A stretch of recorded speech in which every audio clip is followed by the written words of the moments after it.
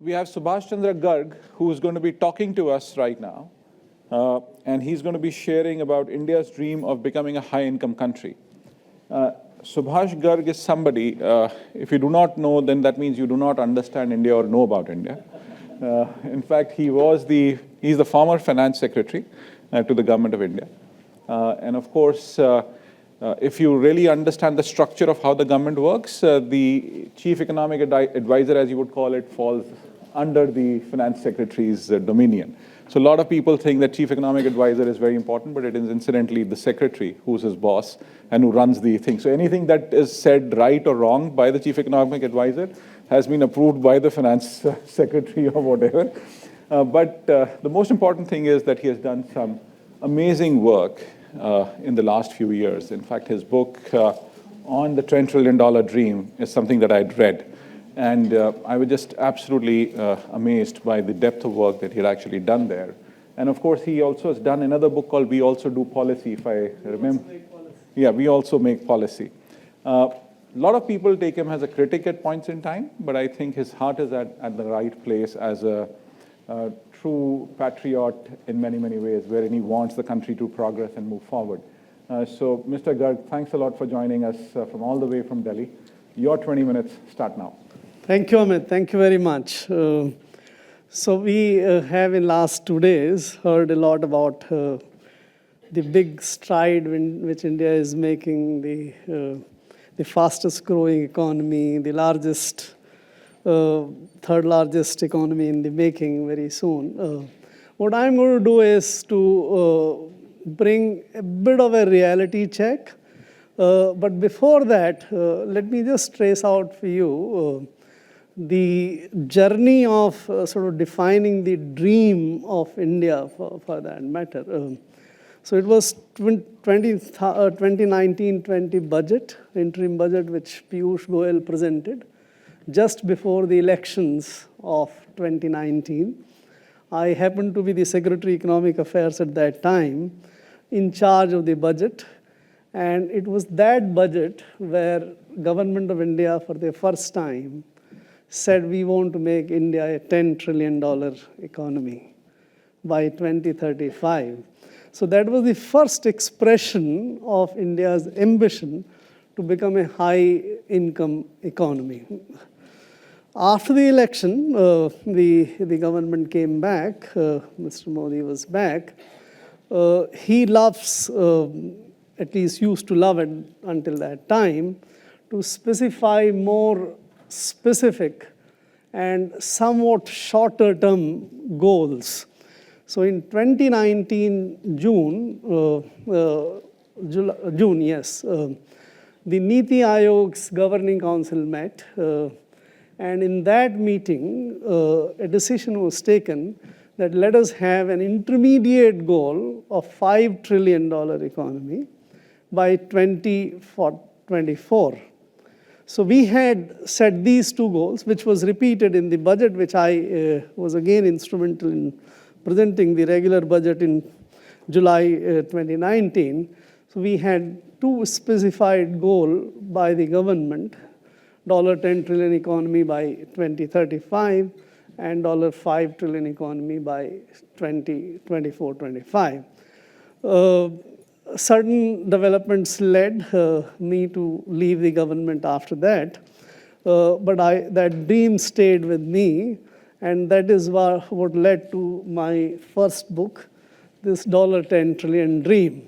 So I am showing this only to say that I'm very deeply wedded and committed to this goal of making or seeing India a $10 trillion economy as soon as possible.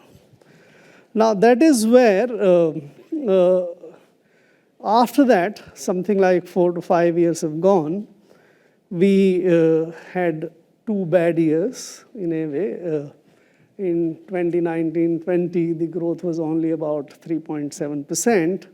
Next year, it was, in fact, a contraction. For the last 3 years, we have been having amazingly good growth, plus 7% or so. So what has been the journey of India's growth in last 4 years? where are we with respect to our $5 trillion economy goal, which is just approaching, 24, 25 is coming, and how are we moving towards 10 trillion? And in the meantime, now we have a larger, longer concept of Viksit Bharat also being sort of presented to us. What I'll do is, while Mr. Kant, he is the biggest salesman which India has, or Indian Administrative Service has produced. So he can sail a communist Kerala as God's own country.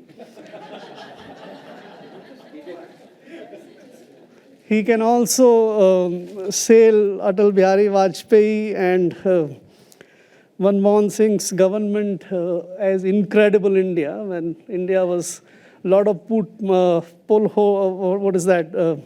the broken roads, potholed and that kind of thing. So it's easier for him, to my mind, to sail the India as the largest growing economy and very soon to be. But that is what it is. But I also heard yesterday Mr. Burman, who I found quite reactive and extremely negative. I thought it shouldn't have been the case. He was entitled to present the other side, but perhaps it went a little overboard. But yesterday at the dinner time, I heard Jay Chaudhary, who, to my mind, presented a very sensible approach that whenever we want to do or whatever we are doing well, let us spend 5 minutes to pat ourselves at our back, but for 55 minutes we should actually be doing a very critical kind of analysis. So 10% petting and 90% a deep dive into the critical side of it is what I'm trying to do. I like that approach.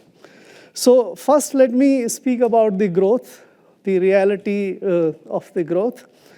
So India is growing at 7% plus for last 3 years, good growth. Globally, the growth is only about 3 to 4% or even lesser, and at 7% plus, it is very good. Yesterday, a very good mention was made about the third quarter number coming, where 8.4% growth, very nice growth, it looks like that. So it seems that we are on a very high growth path. But 3 checkpoints. Number one, if you looked at a little more carefully, the data which was put out yesterday about the growth, 8.4%, tucked away inside that was a number that the GVA growth, I don't know, there are some economists here, definitely. The GVA is gross value added, which is the supply side contribution towards the growth. That was 6.5%, whereas GDP is 8.4%. The rest of the contribution came from the taxes, net taxes addition. So real economy grew only by 6.5%. That's one.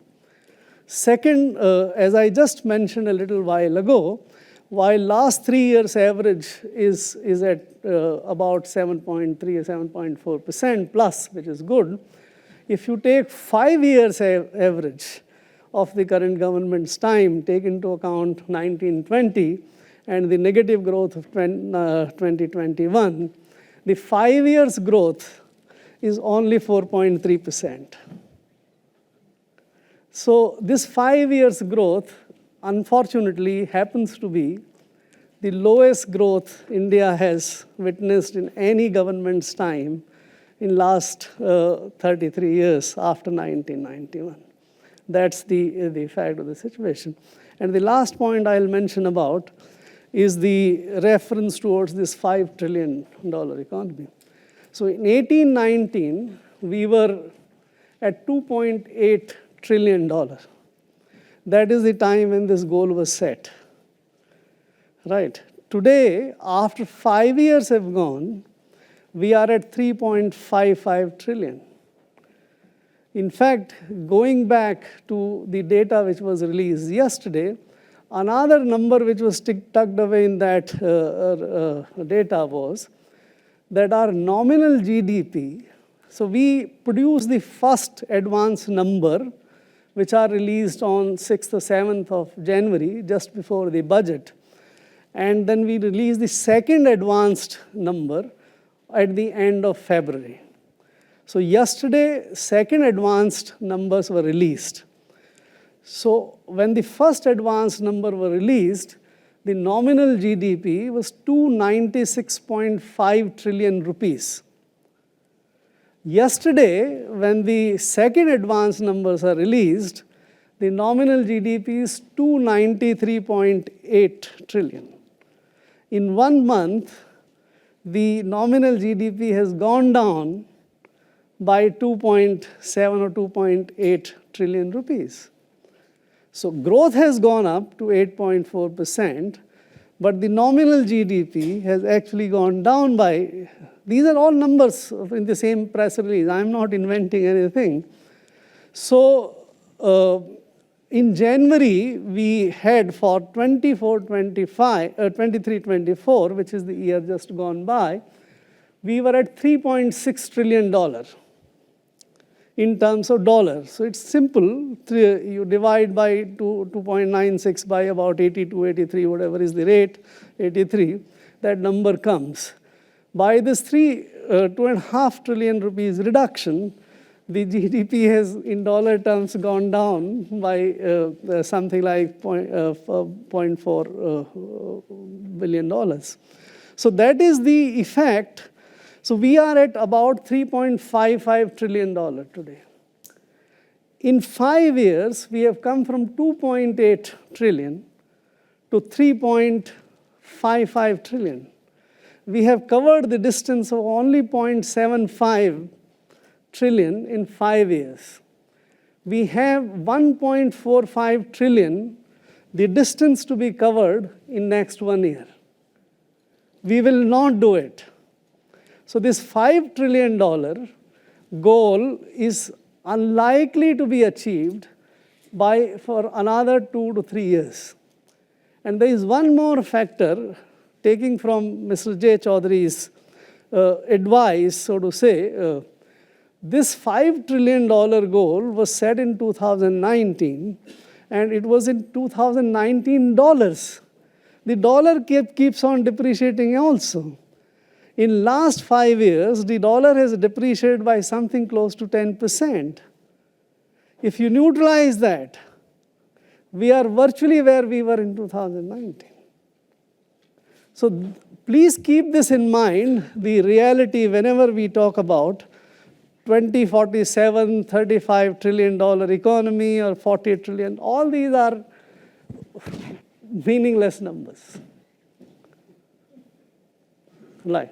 So let me now come to the other aspect. So a lot has been made about, and we have done phenomenal work. Let me take one, for example, one or two. The digital India. That is a very big success story. We have created a massively functional, working, digital public infrastructure. What we have done basically is we have created these stacks of Aadhaar identity, the mobile connectivity, and one which is our biggest innovation is, which is nowhere else, is that we have brought all the bank accounts in all the banks of India together into one single digital bank, literally. And therefore, since there is one single digital bank, you can make the transfers very easily by the click of a button. And that's why it happens very fast and very good. And it has become universal, literally. You can go to villages also where people have started making digital payments. 2 cross-point checks. One, who has enabled most of this? Ideally, the bank should have done it, but banks have not done it. 75 to 80% of the transactions even today are enabled by 2 companies. the Google Pay and the Flipkart, Phone Pay. Both of them are foreign owned. Our banks have not done it. Second thing, what is our cash in circulation today? When the demonetization was made in 2016, the cash in circulation was about 16 trillion rupees. Cash in circulation today is 34 trillion rupees. The cash to GDP ratio today is higher than the cash to GDP ratio there. So what does it mean? It means that there's still lots of cash transaction. We count a lot of digital transaction, but we don't count how much of the cash transaction also takes place in the economy. That is where I travel. You are living here. Whether you use any mode, I don't think there is anything wrong about using credit card for payments of digital. That's equally good digital payment.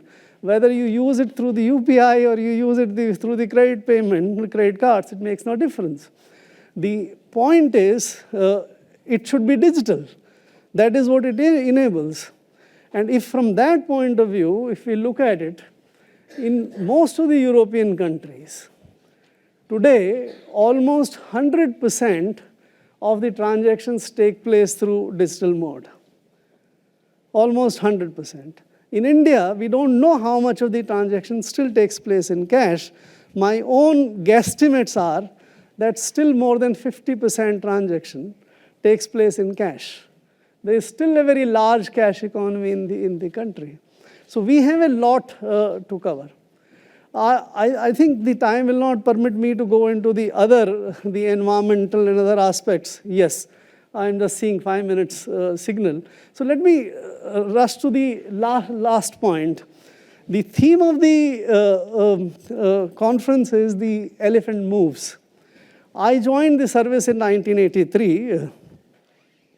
And in last 40 years, the first break out, India is known as elephant for a long time, and movement of elephant has been described always as the point where you are making a move. So Rajiv Gandhi got elected in 1984 late, and the first electronics, IT, a kind of revolution started happening. If you'd recall, from 1984 to 1989, his 5 years of time, India had, until that time, of the highest growth which was recorded. 6.5% to 6.8% was the average growth. And it was, at that time, described that India, the elephant, has started moving. I did attend some of this presentation where this expression was used for the first time, that the elephant started moving. But what happened? 89, VP Singh and other things, and we had 1991 as our biggest crisis ever. So the elephant stopped. Then we had 1991 reforms, which everyone acknowledges were the biggest reforms India. Mr. Das called about this as the second freedom kind of thing. And India again started moving. The elephant started moving again. From 1991 to 1996-97, we had massive reforms done. We had good growth, and almost everywhere, China's dragon and India's elephant was the story, which will do better, and that is all. Then what happened? In 1970-98, again, we had coalition governments, problems, and other kind of things, including Atal Bihari Vajpayee government's first 3 years, when the average growth was less than 4.5%. For 5 years, the elephant again stopped, right? 2002, 2003, the last 2 years of Atal Bihari Vajpayee government, and first 5 years of the UPA government. In fact, elephant started running. That was the best growth we have ever recorded. You had 8% plus growth for continuously 5 to 6 years. Another showman, Pramod Mahajan at that time, said India is shining. the elephant was literally dancing and running. 2008, what happened? Global financial crisis, policy paralysis, and by the 2013-14, again the elephant slunk. Right. This is the fourth time in my 40 years I am seeing the elephant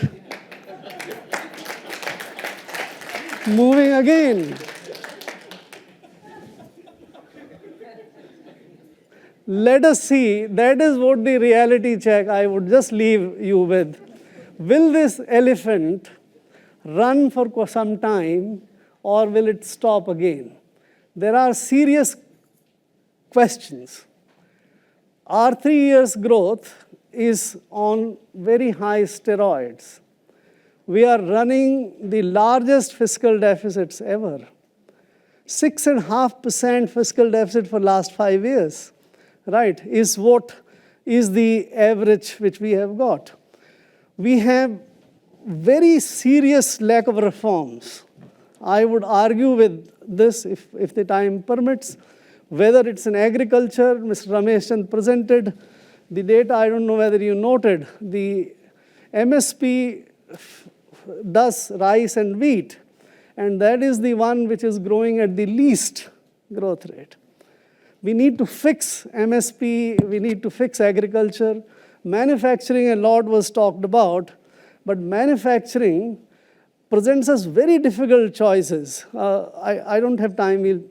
Should we move to, what do we want? We want electric vehicles, we want renewable energy, or we want to make in India. We have no sort of ability on the technology side of any of these things. Our power is cheaper because somebody else is producing cheaper wafers and cheaper cells, and we are able to import that as cheaper.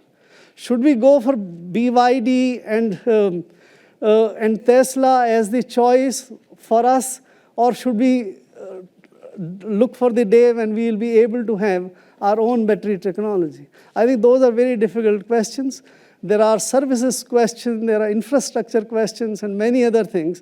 My own sense is that if we can address, when Mr. Modi comes for the third term, if we can address the real big questions, we will perhaps see the elephant dancing. Otherwise, the elephant will sit again. Thank you very much.